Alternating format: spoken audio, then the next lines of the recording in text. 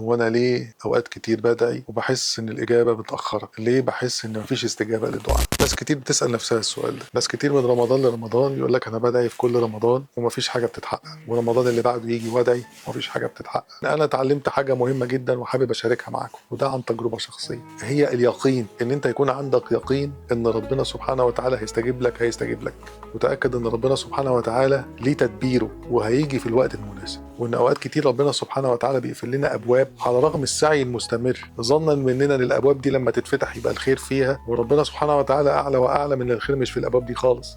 الخير ان الابواب دي تفضل مقفوله في وشنا، ويتفتح لنا ابواب تانية احنا ما كناش نتوقعها، وربنا يرزقنا برزق احنا ما كناش نتوقعه. لذلك وده عن تجربه شخصيه، هو اليقين هو السلاح الاساسي في الدعاء، ده رقم واحد. رقم اتنين الالحاح، ان انت تكون ملح في دعائك، اطلبه كل يوم، اطلبه في كل صلاه، اطلب اللي انت عايزه من ربنا سبحانه وتعالى حتى لو بشكل عام، خصوصا في الايام اللي احنا فيها بتاعت رمضان. رقم ثلاثة وده الاهم، واوقات كتير لما بندعي ربنا سبحانه وتعالى بنحس بحالة من عدم الاستحقاق، على الرغم ان احنا بندعي الكريم اللي هو هيدي لك سواء انت تستاهل او ما تستاهلش. هو ربنا سبحانه وتعالى بيعاملنا بلطفه وبكرم، فربنا يا رب يرزقنا من فيض خير ولطفه وكرم يا رب دايما. فخليني اقول لك ان السؤال اللي انت سالته لنفسك كتير، هو انا ليه بدعي ويعدي رمضان لرمضان ولسه مش شايف نتيجه الدعاء؟ ان ربنا سبحانه وتعالى بيهيئ الاسباب وبيستجيب في الوقت المناسب، بس اهم حاجه ان انت يكون عندك اليقين. اليقين هي العمله اللي بتشتري بيها المعجزات. خليك دايما عندك يقين في ربنا سبحانه وتعالى. اكتب لي بقى كومنتات ايه اكتر دعاء انت عايز تدعيه ويكون عندك يقين شديد بيه ان ربنا هيستجيب لك،